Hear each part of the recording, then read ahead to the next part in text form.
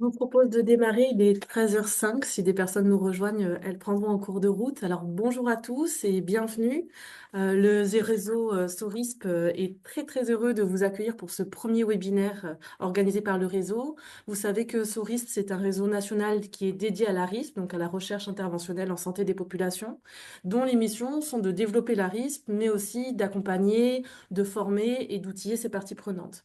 À travers ces webinaires que nous lançons aujourd'hui, nous souhaitons vous proposer de courtes présentations et également des moments d'échange sur des concepts, des méthodes mobilisées et mobilisables en RISP, mais aussi sur des sujets qui font l'actualité de la santé publique et que dont la RISP se saisit.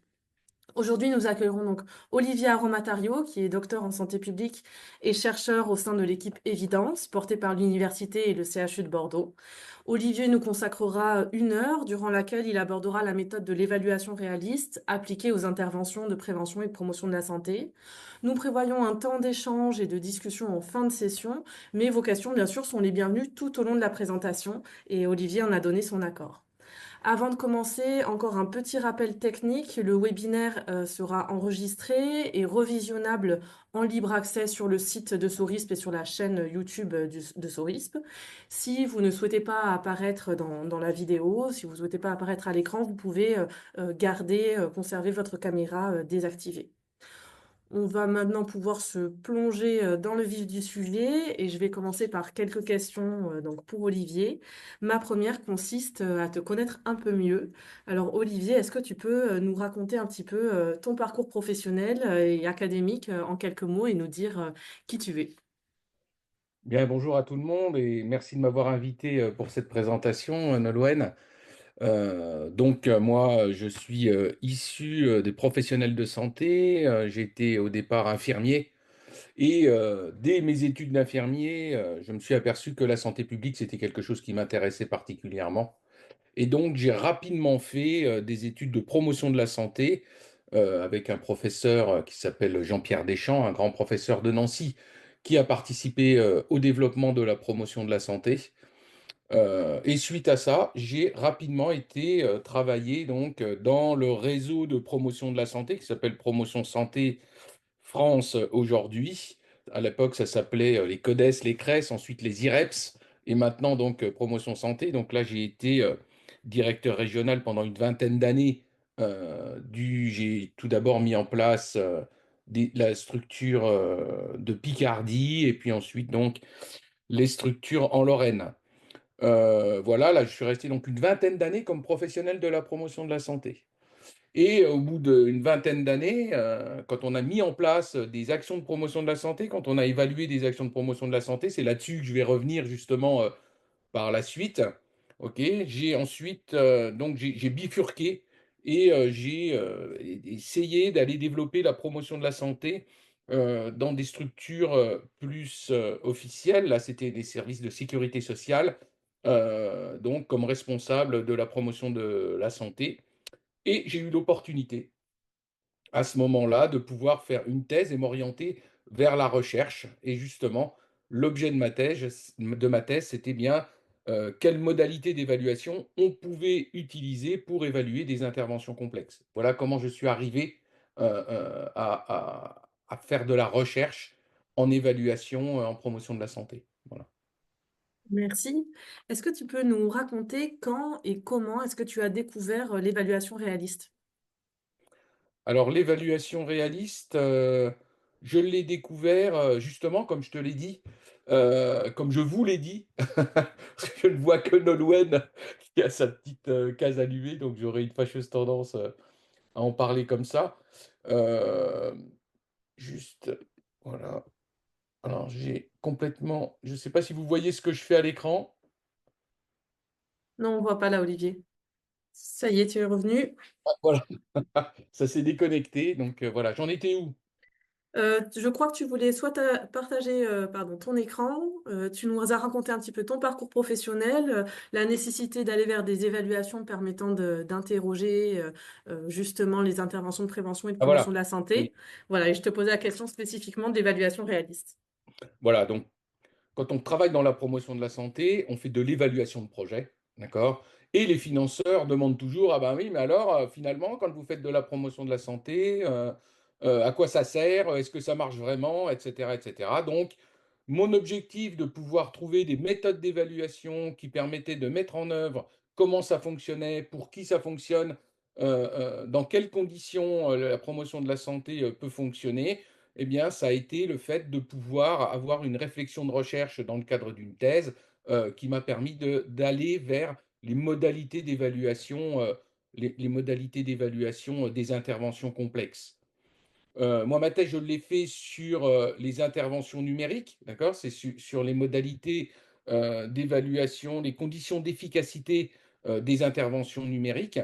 Alors, et justement, ça m'a permis de manipuler, les concepts, des évaluations fondées sur la théorie qui sont recommandées, hein, c'est le Medical Research Council qui conseille, d'utiliser ce type d'évaluation pour pouvoir évaluer les interventions complexes. Alors les interventions éducatives sont par définition complexes, hein, puisque, il y a énormément de déterminants qui vont faire qu'on va arriver à l'effet, sur lequel on veut arriver ou non. Et en plus, ces déterminants-là, ils vont interagir entre eux. C'est-à-dire qu'au fur et à mesure que la personne, elle va avancer dans sa modification de comportement, eh bien, ça va modifier les déterminants. Elle va agir sur son environnement, elle va agir, sur les personnes qui sont autour d'elle, elle va agir sur plein de choses et du coup, ça va modifier en permanence. C'est pour ça qu'on appelle, ces interventions des interventions complexes parce que les déterminants sont nombreux et qu'en plus, ils interagissent, entre eux. Donc, les interventions, qui sont mises en œuvre, auprès d'un public, pour les aider à avoir des comportements qui soient plus favorables, à leur santé, eh bien, on se rend compte que, ben, tous les publics sont dans des contextes particuliers. Le fait qu'on fasse l'intervention dans un contexte particulier, eh bien, ça va faire évoluer ce contexte. Cette intervention, il va falloir qu'elle s'adapte au contexte, ce contexte va évoluer. Cette intervention, du coup, va évoluer aussi, il y a tout ça qui va se modifier. Tout ça, au cours du temps, ça va changer et tout ça, ça renforce encore, la complexité, des évaluations, qui visent à permettre aux personnes d'avoir des comportements qui soient plus favorables à leur santé. Donc, heu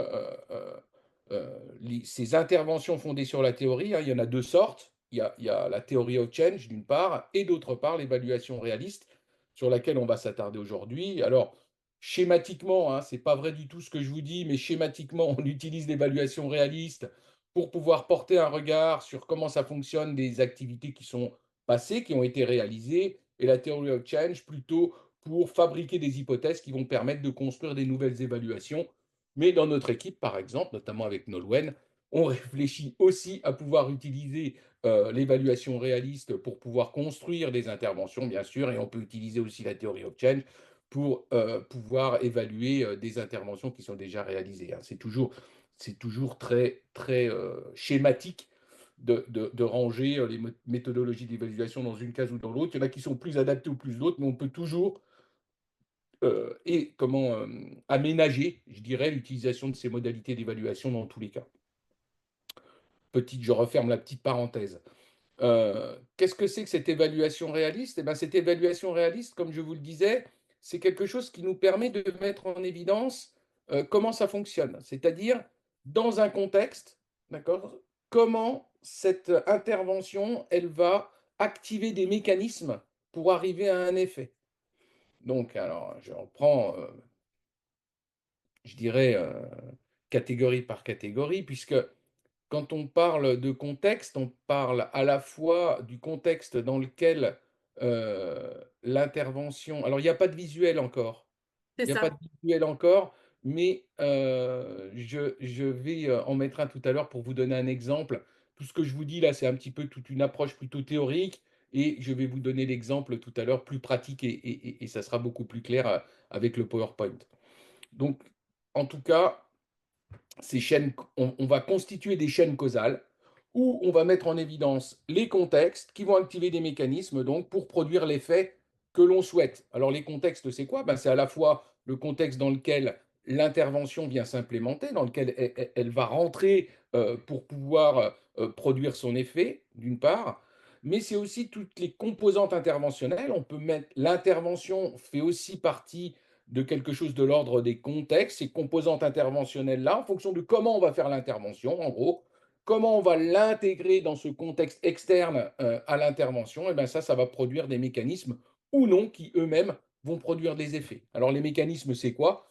Eh bien, c'est ce qui va se produire, en vrai, c'est quelque chose de cognitif, c'est quelque chose qui va se produire, je dis toujours, moi, ça se produit dans la tête des gens. Si par exemple, vous intervenez auprès d'une population, pour les aider à changer leur comportement, eh bien, si cette population n'a pas confiance en vous, par exemple, eh bien, l'efficacité, elle va être, considérablement, réduite et les effets que vous voulez obtenir, eh bien, ils seront peut-être complètement différents de l'effet que vous aviez, escompté, au départ.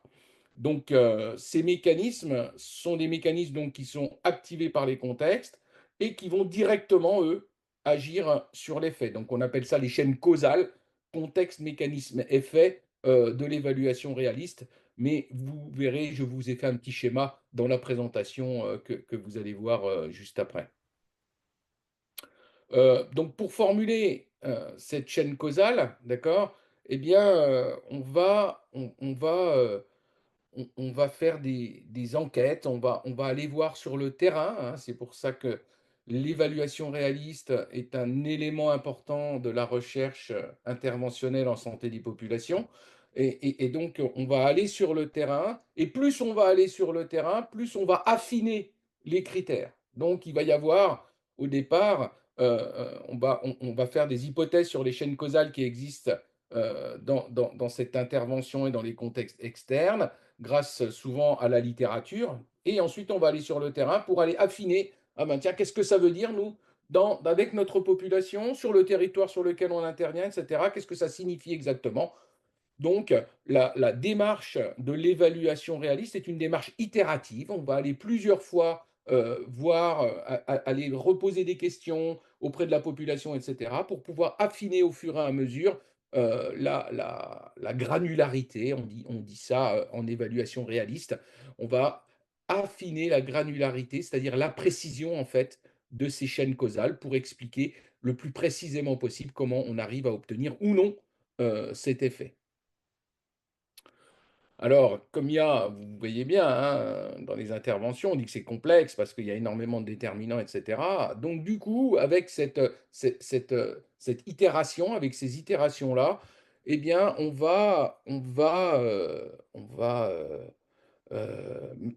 essayer de mettre en évidence quels sont les éléments importants. On appelle ça les éléments clés. Quels sont les éléments clés à l'intérieur de cette modalité d'intervention? Donc ces chaînes causales-là, elles vont être les unes à côté des autres. Quand on regarde l'ensemble des chaînes causales, c'est ça qu'on appelle la théorie d'intervention, c'est l'ensemble des chaînes causales. Et là-dedans, on va essayer de mettre en évidence les éléments clés. Par exemple, quelque chose qu'on retrouve de façon systématique c'est permanent dans le temps, ou alors c'est sur tous les territoires, ou alors c'est auprès de tous les types de professionnels, ou alors c'est auprès de la majorité des personnes de la population. Tout ça, ça peut permettre de dire quels sont les éléments clés, d'accord? Quand c'est toujours présent, on peut se dire, bah tiens, alors ça, si ça c'est présent et que ça produit, que ça active tel mécanisme et ça produit tel effet, eh bien ça, on peut le définir comme étant un élément clé. Attention, comme je vais vous le répéter tout à l'heure, c'est pas parce que c'est moins cité, c'est pas parce que ce n'est présent qu'une fois que ça ne peut ne pas être un élément clé. Donc on est sûr que c'est un élément clé si c'est toujours présent. Par contre, si c'est pas toujours présent, c'est pas sûr que ce ne soit pas un élément clé. Ça veut dire que, eh bien, il faudrait continuer, continuer, continuer, faire beaucoup, beaucoup, beaucoup, beaucoup d'itérations, pour pouvoir s'en assurer. Ou alors, il peut y avoir un élément qui nous dit: «Ah ben tiens, cette chose-là, elle a été dite qu'une fois, eh bien ça m'explique un certain nombre de choses sur l'ensemble des autres chaînes causales et ça, on va pouvoir le considérer comme un élément clé. Je continue, Nolwenn? Peut-être que tu peux nous donner maintenant un exemple d'application pour qu'on puisse avoir une illustration de cette méthode plus concrète. Oui, oui, oui, oui, oui, oui. Juste avant, pour terminer, pour terminer, l'objectif de tout ça, bien sûr, ça va être de mettre en évidence donc les conditions d'efficacité, de l'intervention, d'une part, mais aussi pouvoir mettre en évidence qu'est-ce qui va caractériser sa transférabilité. Sa transférabilité, ça veut dire mettre en place une intervention dans d'autres contextes qui va permettre d'obtenir le même effet. C'est différent de la généralisation d'une intervention, hein. C'est complètement différent de mettre la même intervention dans plein de contextes en se disant, bah, de toute façon, l'intervention là, elle a été démontrée probante, par exemple, et donc ça va donner le même effet partout, que de travailler à sa transférabilité pour pouvoir effectivement produire le même effet, quel que soit le contexte dans lequel elle va venir s'implémenter. Donc je vais partager maintenant ma présentation. On voit apparaître si tu la mets en plein écran. C'est parfait. C'est bon? Merci. Très bien. Alors j'enlève toutes les petites bulles pour pouvoir le voir moi aussi, c'est pas mal. Donc voilà ce que je vous disais. Vous voyez, il y a une intervention, c'est la flèche rouge. Ici, il y a vous voyez mon curseur? On le voit, Olivier. Ouais, très bien. Donc il y a une intervention ici qui est ma flèche rouge, d'accord, avec des composantes interventionnelles, comme je vous le disais, et alors, ces composantes interventionnelles, je précise un petit peu les choses. Les composantes interventionnelles, elles peuvent être plutôt favorables à l'obtention de l'effet, et là, on va appeler ça des composantes interventionnelles positives, ou alors elles vont plutôt être défavorables à l'obtention de l'effet, ça va plutôt freiner l'obtention de l'effet, eh bien, on va appeler ça des composantes interventionnelles négatives. Donc, cette intervention-là, elle va arriver, elle va être implémentée dans un contexte externe. Ce contexte externe, qu'est-ce que c'est? Eh bien, ça peut être une ambiance particulière, des croyances, des actions, des alternatives, des contraintes. Enfin bon, il y a plein de choses qui vont constituer ce contexte-là. Comme on vous l'a dit, c'est très complexe. Ce contexte-là, c'est pareil. Ce contexte externe, il va être aussi bien favorable à l'effet, on va l'appeler un contexte externe positif, ou bien défavorable à l'effet, on va appeler ça un contexte externe négatif. Tout ça, ça va activer des mécanismes. Comme je vous l'ai dit, ces mécanismes, ce sont la réaction des agents, des actants qui reçoivent l'intervention. Pourquoi faire? Eh bien, pour pouvoir produire un effet avec les résultats qu'on anticipe et qu'on pense pouvoir avoir avec cette intervention. Pour vous illustrer un petit peu tout ça, pour vous parler un petit peu concrètement, parce que ça peut sembler un petit peu difficile, parce que tant qu'on n'a pas un appui concret, c'est pas simple de se représenter l'évaluation réaliste. Donc, je vous propose une évaluation réaliste on a terminé de la réaliser fin 2024, ça a duré 3 ans. Cette évaluation réaliste, c'était l'évaluation d'intervention de développement des compétences psychosocial chez les jeunes en collège et en lycée. L'objectif de cette intervention, c'était de mettre en évidence les leviers et les conditions d'efficacité, d'accord, pour développer les compétences psychosociales. Vous voyez bien qu'on est bien dans dans les objectifs de l'évaluation réaliste.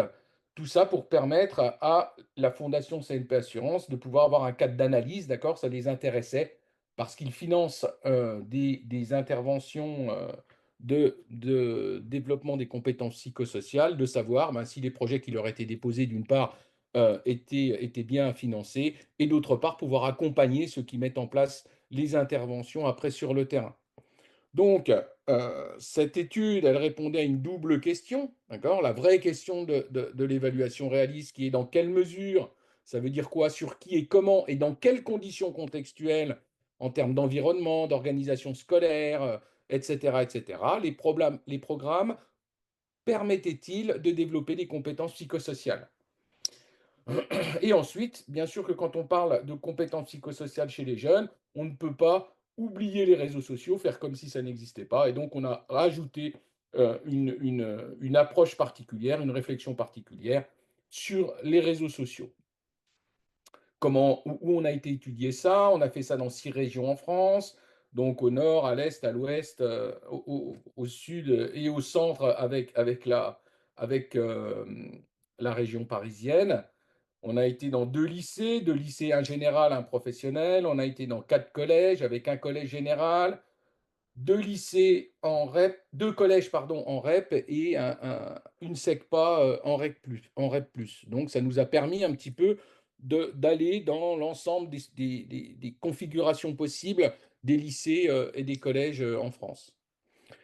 Qu'est-ce qu'on a réalisé? Donc, on a réalisé des observations d'intervention. Il y a des interventions qui étaient donc menées dans ces établissements-là. On a été observer comment ça se passait et on s'est entretenu avec les professionnels des communautés éducatives, à l'intérieur de ces établissements scolaires, et avec les intervenants extérieurs de ces établissements. Parce que bien souvent, ce sont des intervenants extérieurs qui développent des interventions de développement des compétences à l'intérieur des établissements scolaires.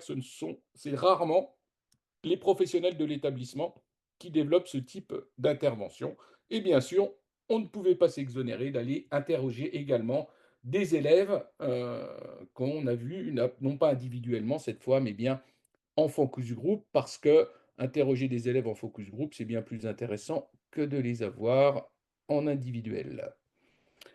Alors, comment ça se passe? Comment ça s'est déroulé? Quelle méthode on a utilisée? Eh bien, on a développé 5 étapes avec les parties prenantes, c'est-à-dire que dans les étapes, eh bien, on a mis en œuvre ces étapes avec les professionnels impliqués dans le programme, hein, comme je vous l'ai dit, et bien sûr avec les élèves participant au programme. La première étape, ça a été de faire des revues de la littérature. Alors, on en a fait deux, une spécifique sur les compétences psychosociales chez les jeunes et une autre spécifique sur l'utilisation des réseaux sociaux et leur rôle sur les compétences psychosociales. Donc, à partir de cette revue de la littérature, eh bien, on a élaboré les premières configurations, contexte, mécanisme, effet qui pouvaient être présents à l'intérieur de la littérature. Et les résultats de cette revue de la littérature, eh bien, on est venu discuter ces résultats avec les professionnels qui étaient impliqués dans les interventions. Discuter ces résultats, pourquoi faire? Eh bien, à la fois pour valider les résultats des revues de la littérature, hein, ils pouvaient nous dire, bah nous, non, ce résultat-là, ça ne correspond pas à notre contexte, c'est hors contexte par rapport à nous. Par contre, ils pouvaient nous dire aussi, ah oui, mais attention, nous, on a aussi tel ou tel type de contexte sur lesquels il va falloir particulièrement appuyer, particulièrement aller regarder. Donc, c'était à la fois la validation de ce qu'on avait trouvé dans les revues de la littérature, mais aussi le complément de ces revues de la littérature. On est bien dans une définition des données probantes qui sont des données scientifiques, mais aussi l'ensemble des données expérientielles. Ça a été donc les deux premiers tours de réflexion. Les résultats de ce séminaire nous ont permis d'élaborer les outils de recueil de données pour les enquêtes. Donc des grilles, on a pu à partir de là réaliser des grilles d'entretien individuel, des grilles pour réaliser des focus group et les grilles d'observation pour les différents sites.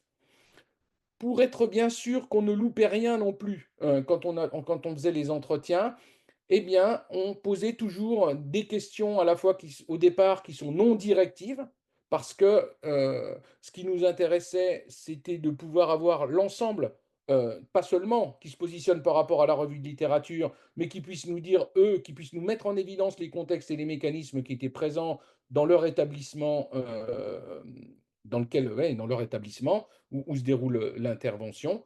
Et après, s'il y avait des choses qu'on avait trouvées dans la littérature et qu'ils ne nous avaient pas citées, eh bien à ce moment-là, on vient leur demander de nous confirmer si pour eux, dans leur contexte, eh bien ça existait ou bien ça n'existait pas, etc., etc. Ça nous permet encore une fois de revenir sur la revue de la littérature pour pouvoir confirmer ou infirmer les éléments qu'on peut trouver quand on va chercher dans la littérature scientifique.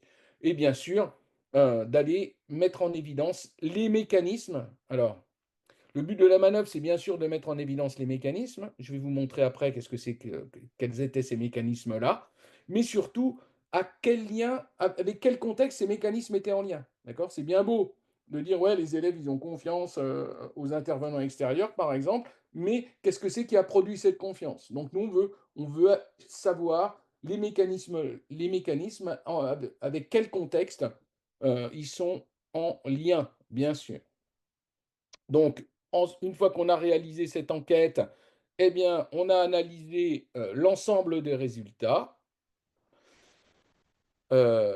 Tout ça, ça nous a permis de pouvoir trouver encore des questions qui pouvaient être intéressantes pour pouvoir réaliser ce guide hein, pour le CNP Assurance, d'une part, et d'autre part, pouvoir avoir toutes les compléments qui étaient réalisés avec les entretiens. Donc on a réuni les professionnels sur un séminaire 2 où on leur a présenté l'ensemble des chaînes causales que l'on avait mis en évidence lors de l'enquête et donc lors de l'enquête et de son analyse, bien sûr. On les a fait travailler sur l'ensemble des chaînes causales. Pourquoi faire? Eh bien, pareil, pour les valider et éventuellement pouvoir compléter tout ce qu'on avait trouvé à l'intérieur de l'enquête. Et grâce à ça, donc, on a élaboré ce guide d'accompagnement qui puisse être utilisé pour pouvoir accompagner les professionnels qui veulent développer des interventions de développement des compétences psychosociales à l'école. Hop, voilà. Alors qu'est-ce qu'on a trouvé? Eh bien, vous voyez qu'en termes de contexte, on en a trouvé pas mal. On en a trouvé 117, OK? Et dans ces 117 contextes, eh bien, on s'aperçoit par exemple, hein, je vous donne des exemples. Donc ça, ce sont les composantes interventionnelles, qui sont positives, qui favorisent donc l'obtention de l'effet. Par exemple, c'est d'avoir un petit effectif durant les séances pour favoriser la prise de parole, hein, parce qu'on entend bien souvent: «Oui, nous, on a fait une séance, participative avec du théâtre forum», mais on s'aperçoit qu'il y avait 50 gamins dans la salle, voire plus, voire 2 classes, ça fait plus de 60 gamins qui sont dans la même pièce. Et qui c'est qui prend la parole? Eh bien, c'est toujours les mêmes qui auraient pris la parole de toute façon sans Théâtre Forum. Et donc, cette histoire de petit effectif, ça nous a montré vraiment que ça permettait de favoriser vraiment la parole de tout le monde. Il y a eu les temps d'échange, de bilan, de débrief entre les professionnels. C'est-à-dire qu'une fois que la séance est terminée, il est toujours très intéressant pour les professionnels de pouvoir échanger sur les résultats.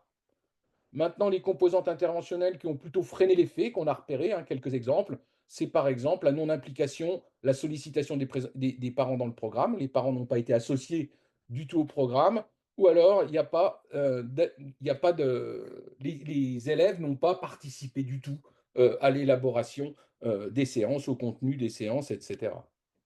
Donc ça, c'était pour, vous voyez, c'est comment est menée l'intervention. Et maintenant, dans quel contexte externe vient se mener l'intervention? Eh bien, les contextes externes qui sont plutôt positifs, c'est par exemple avec des personnes ressources qui sont identifiées quand il y a des problèmes sur les réseaux sociaux dans les établissements. S'il existe dans l'établissement des personnes où les gamins savent, quand il commence à y avoir des problèmes de harcèlement, quand il commence à y avoir des problèmes de blaming, tout ça avec les réseaux sociaux, eh bien, ça va vraiment considérablement aider.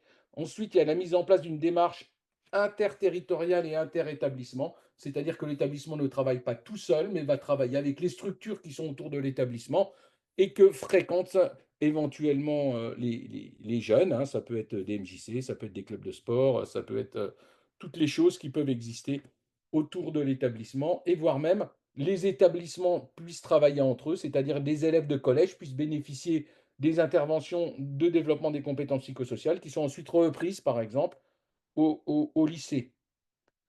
Quelque chose de négatif dans les contextes externes, bah, c'est la non-implication, par exemple, des élèves dans la vie de l'établissement, hein. Les élèves peuvent faire partie, par exemple, du CESC ou non. Les élèves font souvent partie des conseils de classe, mais leur place peut être différente d'un établissement à l'autre. C'est-à-dire qu'il y a des établissements où les gamins peuvent faire partie du conseil de classe, mais on ne leur demande jamais rien. On leur demande juste à la fin s'ils ont des questions complémentaires, et ils sont très peu participatifs à l'intérieur de certains conseils de classe. Ensuite, c'est l'environnement physique de l'établissement, avec des établissements vétustes, des établissements où les gamins n'ont pas d'endroit pour pouvoir se regrouper avec des bancs, être assis, où ils puissent discuter entre eux, où ils ont le droit même de se regrouper. Est-ce qu'il y a des endroits partout à l'abri de la pluie, où ils peuvent être tranquilles pour pouvoir discuter? Enfin bon, il y a un certain nombre d'aménagements comme ça qui ont été observés aussi dans cette enquête. Donc, qu'est-ce qu'on remarque sur ces deux histogrammes? Eh bien, on remarque que finalement, les contextes interventionnels du programme, eh bien, ils sont plutôt positifs. D'accord? Il y a plus de contextes interventionnels du programme qui sont positifs que négatifs. Mais par contre, ils vont s'inscrire dans un contexte externe plutôt négatif. D'accord? L'intervention, elle est plutôt favorable à l'obtention de l'effet du développement des compétences psychosociales. Mais par contre, les contextes dans lesquels elle vient s'inscrire, dans les établissements scolaires, c'est plutôt un contexte négatif. Alors maintenant, on va passer justement, après les contextes, aux mécanismes. Ces mécanismes, qui sont activés, hein, je le rappelle, hein, par les contextes interventionnels et les composantes interventionnelles et les contextes externes, eh bien, ce sont ces mécanismes qui constituent les fonctions clés de l'intervention. Tout à l'heure, je vous parlais des éléments clés, là, ce sont des fonctions clés de l'intervention. Et vous voyez, par exemple, un des mécanismes, c'est pouvoir connaître qu'est-ce que c'est que les compétences psychosociales, avoir un sentiment d'écoute et de considération chez l'élève, ça va aider à l'efficacité de l'intervention, de pouvoir développer les capacités des élèves, hein. Je rappelle que capacité, c'est à la fois les connaissances, mais aussi les compétences des individus. Ensuite, d'avoir un sentiment de valorisation dans les interventions pour les élèves, et un sentiment de confiance et l'accompagnement. C'est pour ça que je vous parlais de confiance, parce que c'est de ce mécanisme-là dont je vais vous détailler particulièrement le contenu. Alors, vous voyez, il y en a d'autres, hein, il y en a 17, je ne vous les lis pas tous. Voilà. Comment on peut décrire quels sont les contextes qui vont venir activer quel mécanisme? Donc ça, c'est bien l'exemple du mécanisme sentiment de confiance et d'accompagnement. C'est donc, vous vous rendez compte, du côté rouge, ce sont l'ensemble des contextes et des composantes négatives, donc qui vont freiner l'obtention de l'effet, et du côté vert, ça va être plutôt les composantes positives qui vont favoriser l'obtention de l'effet. Voilà, si je vous on en lit 2 rapidement. Quelle heure il est?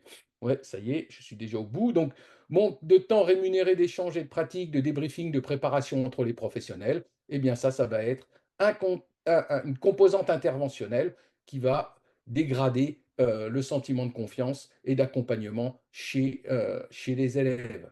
On a l'établissement non propice au développement des CPS, hein, avec des horaires fixes, un sentiment de relégation de la part des élèves, etc. etc. Dans les composantes positives, eh bien, on va avoir des temps d'échange, de bilan, de débrief entre les professionnels qui existent, l'implication de la direction et des enseignants, ça c'est fondamental, et on a tout ce qui est lié au contexte externe, un soutien, une aide administrative, un travail en collaboration avec différents acteurs, avec différentes structures en dehors de l'établissement, et des temps d'échange de pratiques mis en place à l'échelle de l'établissement, mais aussi avec les structures extérieures, comme je vous le disais tout à l'heure. Alors tout ça, ça nous sert à quoi? Eh bien, ça nous sert à mettre en évidence, si on met l'ensemble de ces représentations sous forme de mind map, si on met l'ensemble de ces représentations ensemble, on a la théorie d'intervention de ces interventions de développement des compétences psychosociales sur les territoires qu'on a étudiés. Et ça, eh bien, ça va nous permettre d'avoir une réflexion sur qu'est-ce que c'est qu'on va mettre en œuvre, qu'est-ce que c'est qu'on va aller chercher ailleurs, ou qu'est-ce que c'est qu'on va aller chercher pour pouvoir mettre en œuvre une intervention avec des conditions d'efficacité qui soient le meilleures possible.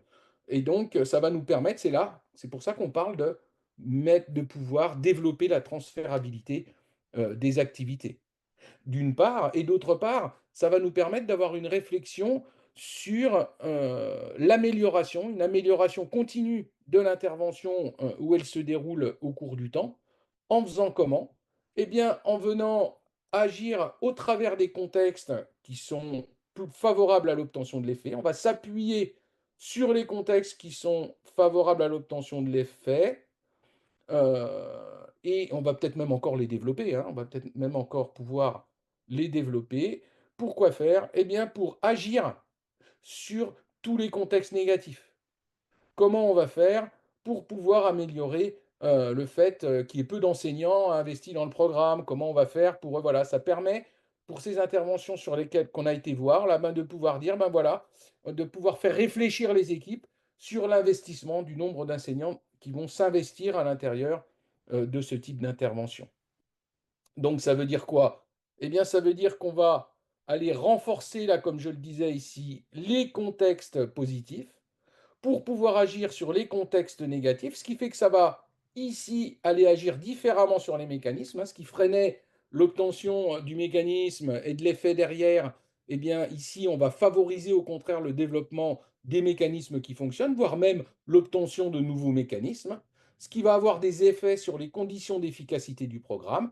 Et donc, on va faire évoluer les modalités de les modalités du programme. Quand je dis les modalités du programme, ce sont les modalités du programme et également les contextes externes. On va mettre en évidence les contextes externes de ces programmes pour qu'ils soient le plus favorables à l'efficacité du programme. Donc on va adapter ces programmes et du coup on va redévelopper des activités, on va remettre en évidence des contextes, on va réagir sur les moyens, etc. etc. Et ça va nous permettre donc de la transférabilité, mais aussi de l'amélioration continue du programme et sa pérennisation.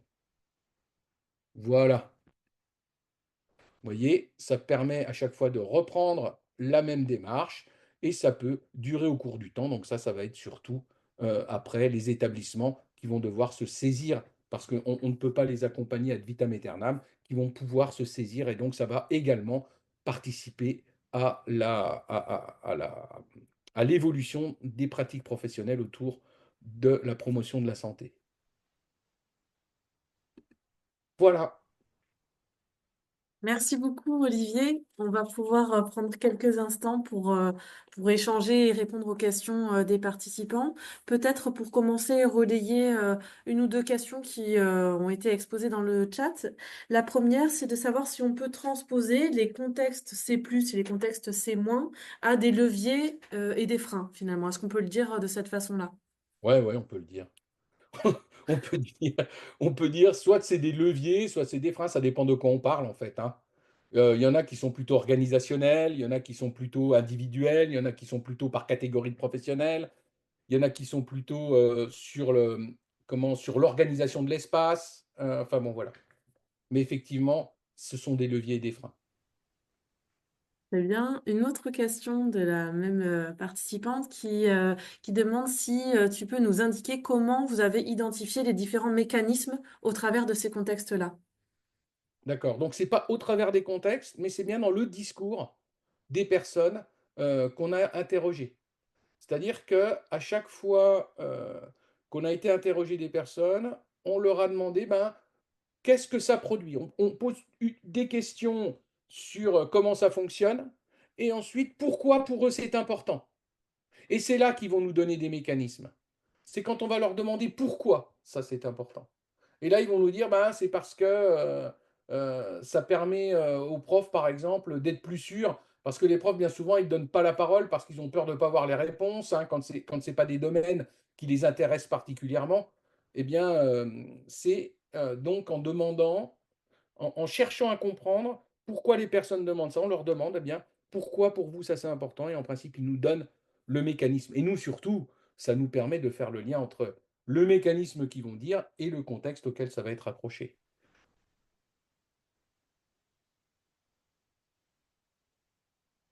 Et on avait une autre question, question de Lucie qui demande comment sont évalués les résultats de l'intervention dans le cadre de l'évaluation réaliste.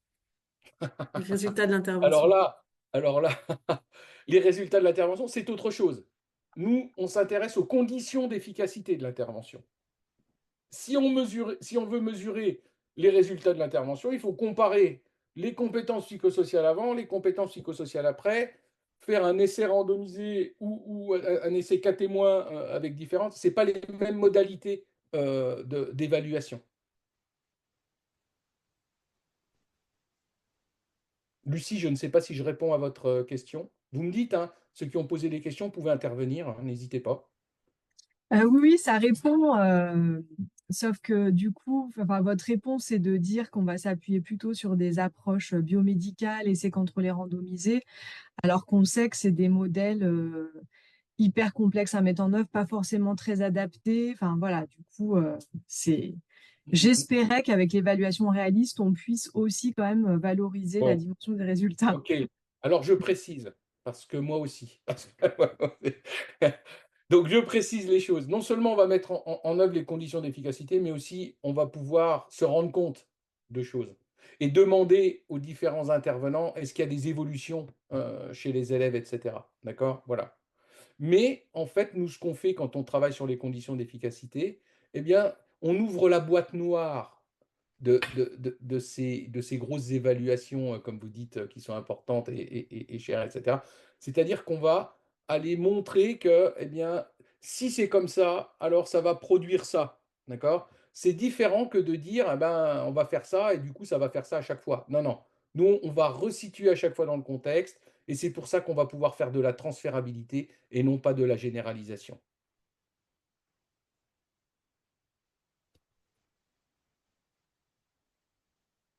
Une autre petite question, Olivier, c'est Gladys qui se demande et qui voudrait avoir ton retour d'expérience sur le fait que l'évaluation réaliste sollicite de façon très intense, c'est-à-dire de nombreuses fois les participants, et comment est-ce que c'était reçu de la part des participants, comme je pense des évaluateurs. Ouais, alors ça, c'est un rêve de pouvoir mobiliser de nombreuses fois les participants puisque là, vous voyez que les participants, on a été les mobiliser qu'une fois, d'accord? Parce qu'on n'avait pas plus de financement pour pouvoir aller plusieurs fois. Ça serait intéressant de pouvoir y retourner pour justement aller à chaque fois préciser les choses, etc. Là, les tours qu'on a fait pour pouvoir préciser les choses, ils sont partis des données probantes. On a été travailler avec les professionnels qui mettent en place les interventions. On a été chez les professionnels de terrain, chez l'ensemble des parties prenantes d'ailleurs, à ces interventions, y compris les élèves, et on est revenu devant les professionnels qui mettaient en place les interventions. On n'a pas eu les moyens de retourner à l'intérieur des établissements. D'ailleurs, je ne sais même pas si à l'intérieur des établissements, ils remettaient en place de façon récurrente les mêmes, les mêmes interventions. Moi, ça m'est déjà arrivé de faire des évaluations où j'ai pu faire 3 tours avec les mêmes professionnels et les mêmes et des gens de la population. C'était pas toujours les mêmes, là il y avait un turnover dans la population, mais avec les mêmes professionnels, oui. Ali a levé la main si vous souhaitez prendre la parole, je vous laisse. Oui, merci. Vous m'entendez bien? On Oui, vous très bien. entend. Ok, merci. Merci pour la présentation. Juste une question au niveau de l'amélioration des interventions. Vous avez évoqué le fait, on a identifié les contextes positifs, les contextes négatifs. On agit sur les contextes positifs en les renforçant pour que eux, ils impactent les contextes négatifs afin d'améliorer l'intervention. Mais pourquoi pas intervenir directement sur les contextes négatifs qu'on a déjà identifiés? Bien sûr, bien sûr. C'est pas d'intervenir sur les contextes positifs pour agir sur les négatifs. Bien sûr que ça peut marcher aussi, d'accord? Mais c'est pouvoir renforcer encore plutôt les positifs, ok?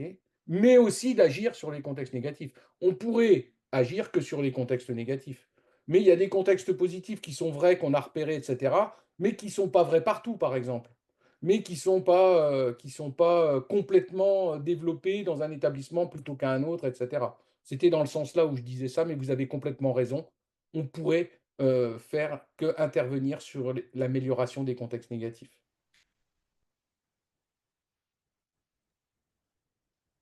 Encore une question dans le chat de Claudia qui se demande comment ont été sélectionnés et mobilisés les élèves que Eh tu as bien, sollicités. ouais, c'était par les établissements. On a demandé aux établissements de mobiliser des élèves volontaires et qui avaient participé aux actions de développement des compétences psychosociales. C'était les élèves qui avaient participé à l'intervention, parce que ce qui nous intéressait, c'est d'avoir leur avis sur l'intervention. Ce n'était pas avoir un avis général sur on ne sait pas trop quoi, parce que ça aurait été difficile de discuter avec des élèves en leur parlant de compétences psychosociales. Ça aurait demandé du temps de leur permettre déjà d'appréhender qu'est-ce que ça signifiait les compétences psychosociales. Je me permets, mais logistiquement, donc ils ont été mobilisés, parce que j'imagine que c'était des élèves de plusieurs établissements, donc ils ont été mobilisés en dehors de leur Non, établissement ou à l'intérieur de chaque établissement, il y avait non. un groupe d'élèves. Ouais. C'était un peu la question logistique Ah oui, oui, oui. qui est Alors ça, importante dans les contextes d'implantation. j'ai déjà essayé de faire sortir des groupes d'élèves pour les emmener tous à Paris, par exemple, faire un séminaire, machin, tout ça. Alors ça, alors ça, si quelqu'un y arrive, ça sera vraiment très fort. Parce qu'il faut déjà trouver des professionnels à l'intérieur des établissements qui sont prêts à encadrer les élèves. Enfin bon, enfin, c'est toute une logistique. Non, non, non, on n'a pas du tout fait comme ça. Quand on a été faire les observations à l'intérieur des établissements, eh bien, c'est là qu'on a demandé que les professionnels de l'établissement nous organisent des focus group. Vous voyez, ça c'est une chose.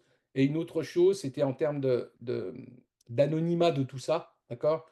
Il fallait pas que ça soit nous qui ayons les coordonnées des élèves. Nous, on ne connaissait absolument personne. On n'avait pas les noms, des personnes avec qui on travaillait, et cetera. C'était vraiment il fallait que ça soit complètement anonyme, donc c'était l'établissement qui nous préparait tout et nous, quand on arrivait, on avait un groupe d'élèves. Voilà. Ok. Donc, c'était pas l'établissement. Ok. Et c'était une fois où ils ont été consultés une fois. Ouais, ouais, ouais, ouais, ils ont été Ok. consultés qu'une fois. C'est pareil, si on avait pu les consulter plus de fois après par la suite pour leur redemander des choses, ça aurait été super intéressant, OK? Vous voyez? De toute façon, ce qu'il faut bien voir dans l'évaluation réaliste, c'est qu'en vrai, il y a pas de fin. Mm, mm.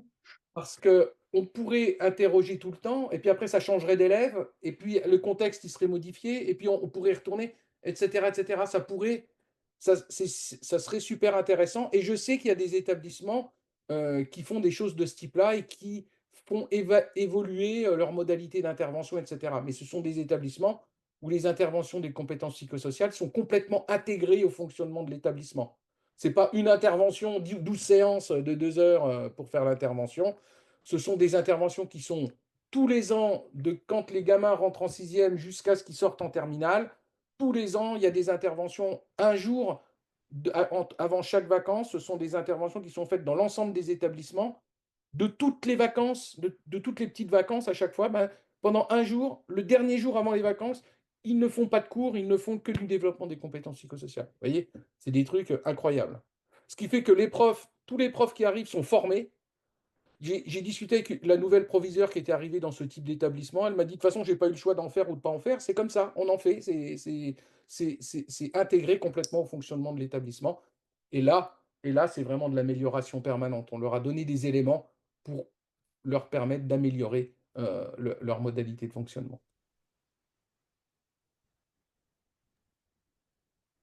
Non, peut-être Gladys, si vous souhaitez prendre la parole, vous avez levé la main. Oui, merci, c'est gentil. Donc, merci Olivier pour votre intervention, c'était super intéressant. Enfin, de mon côté, c'est la première fois que je suis un webinaire sur l'évaluation réaliste et du coup, ça donne envie de promouvoir réellement ce dispositif d'évaluation. Euh, Moi, j'avais plutôt juste une question parce qu'en fait, j'avais jamais entendu parler de davantage. Est-ce que vous avez fait des communications dessus ou pas forcément? Je suis en train de finir l'article. D'accord. On a hâte qu'il Donc, sorte. d'ici l'année prochaine, il devrait sortir. D'accord, merci beaucoup. Claudia, à nouveau, je prends dans l'ordre. Vous avez levé pour autre Désolée, chose. c'est juste dans la suite, la question est finalement, on peut envisager des pratiques, parce qu'on est en train de travailler une méthodologie similaire, des pratiques d'évaluation continue ou d'amélioration continue un petit peu intégrées dans les interventions qui permettront de, à chaque fois, réactualiser les mécanismes. Voilà, c'est une question qu'on se pose aussi, mais on le fait plutôt avec les intervenants. Voilà, c'était juste pour avoir votre avis, s'il y a déjà des choses un peu que de type de méthodologie mise en place sur cette question-là. Oui, ce qui est important, c'est de pouvoir avoir un petit peu de temps pour autonomiser les équipes. Comme je le disais, on ne peut pas suivre ad vitam aeternam les équipes, ou alors y retourner une fois tous les 3 ans, par exemple, ou je ne sais pas quoi, peut-être c'est possible, je ne sais pas. Mais en tout cas, prévoir les choses pour permettre aux équipes d'être autonomes et ne quitter les équipes que quand on sait qu'elles sont autonomes. Ou qu'en tout cas, il y a un noyau dur à l'intérieur de la structure qui permet de dire, eh bien, ceux-là, ils vont permettre de pérenniser les choses parce qu'en plus, ils vont former d'autres personnes. Si des fois, eux, ils s'en vont, il faut que ça puisse perdurer quand même, etc., etc. Donc, il y a effectivement, sur cette histoire d'amélioration permanente et de pérennisation des activités, il y a des activités spécifiques pour pouvoir pérenniser. Voilà. Mais Merci. c'est à mon avis un moyen. Là, on parle de compétences psychosociales, mais en réalité, dès qu'il y a ce type de dynamique qui est mise en place à l'intérieur d'une équipe, c'est très transversal. Ça va marcher aussi pour d'autres choses, bien sûr. Là, c'est centré sur une thématique particulière, mais en vrai, ce type de dynamique-là, ça va aider à plein, plein de choses. Je sais, moi, qu'il y a des établissements, du coup, qui vont travailler plus sur l'activité physique, qui vont permettre aux gamins dans les collèges de pouvoir avoir des choses plus adaptées pour pouvoir faire plus d'activité physique à la récréation, qui soient plus adaptées aux filles, aux garçons, etc., etc. Après, c'est la dynamique là qui est vraiment très intéressante et qui va pouvoir se disséminer dans vraiment les habitudes professionnelles, les comportements des professionnels à l'intérieur de l'établissement. Oui, il nous reste encore 3 petites minutes. J'ai 2 questions dans le chat que je vais te relayer. Alors, une première de méthode, c'est Ali qui demande si le ciblage des volontaires n'introduit pas un biais dans l'extrapolation des résultats. Et donc, de savoir ce que tu pensais de cette sélection des volontaires. Oui, donc oui, ça introduit un biais, mais l'évaluation réaliste, c'est plein de biais, c'est que des biais en fait. Ça dépend de quoi on parle quand on parle de biais. Quand on parle de la vraie vie, comment c'est? Ben, la vraie vie, c'est que des biais en réalité. Et donc, de faire qu'il y ait des élèves qui n'aient pas envie de venir et qui ne viennent pas parler de toute façon quand on va les voir, c'est aussi un biais. Donc, l'intérêt quand on y va, et là, comme vous voyez, on n'a pas eu l'occasion d'y aller beaucoup de fois, eh bien, c'est vraiment très intéressant que ça puisse être des jeunes là qui aient eu envie de nous raconter des trucs, soit parce qu'ils aimaient bien, soit parce qu'ils trouvaient que c'était nul. Mais en tout cas, ils avaient des choses à raconter. Une question, peut-être une proposition de Mara qui demande si nous recherchons des terrains pour mener ce type d'évaluation ou des évaluations réalistes, puisque de leur côté, ils cherchent à évaluer le processus de déploiement de Prodas en Lozère et qui pourraient être intéressés par l'accueil, on va dire, de ce Eh type bien, voilà une d'évaluation. action probante. Dans la liste des actions probantes de développement des compétences psychosociales de Santé publique France. Donc c'est vraiment très intéressant de pouvoir mettre en évidence comment ça fonctionne en fonction des contextes dans lesquels elle est déployée. Et ça viendra vraiment bien compléter justement cette histoire d'intervention probante, puisqu'elles sont censées produire un effet, quel que soit le contexte dans lequel elles sont implantées. Donc, moi, je vous invite vraiment à pouvoir, à pouvoir à pouvoir vraiment faire cette évaluation réaliste autour de cette modalité d'intervention. L'intérêt là, c'est de pouvoir aller dans des établissements, soit qui la mettent déjà en place, ou soit qui ne la mettent pas encore en place, mais qui souhaiteraient faire du développement des compétences psychosociales. Donc voilà. Après, euh, est-ce que vous cherchez des terrains pour mener ce type d'évaluation? Ah oui, alors là maintenant, nous, on n'en cherche plus des terrains pour mener ce type d'évaluation, mais je vous invite à mener ce type d'évaluation. Et par contre, euh, sous condition de pouvoir déposer un projet de recherche particulier, on pourra vous aider à faire ce type d'évaluation-là. Voilà. La dernière question, peut-être avant de nous quitter, parce qu'on arrive à l'heure dite, c'est la question de Mélissa qui demande comment est-ce que tu parviens à mettre en évidence ce qui sera transférable parmi tout ça, tous ces Ah bah, résultats. c'est pas moi qui mets en évidence ce qui sera transférable, hein. C'est à chaque fois qu'on arrive quelque part, on va vérifier dans l'ensemble des contextes, qu'est-ce que c'est qui est transférable et pas transférable? C'est quoi les points positifs? C'est quoi les points négatifs? Et qu'est-ce que c'est qu'on n'a pas repéré ailleurs et qui est présent à cet endroit-là? La transférabilité, c'est vraiment quelque chose. On a les critères là à aller chercher dans les endroits où ça veut être mis en place pour justement pouvoir mettre en évidence les caractères de transférabilité. Merci Olivier, merci à tous. Je propose qu'on en reste là pour respecter notre contrat. On était ravis de vous accueillir aujourd'hui sur ce webinaire. Merci Olivier d'avoir accepté cette participation. Merci à vous pour votre participation aussi. Merci. Pour les autres, si vous êtes intéressé par d'autres webinaires SORISP, tenez-vous informés sur les réseaux sociaux. Pour certains, on vous enverra la newsletter si vous avez accepté les dispositifs de communication du réseau SORISP. Le prochain rendez-vous, ce sera au cours de juillet de cette même année. Voilà. Merci à tous. Très bonne journée. Au revoir.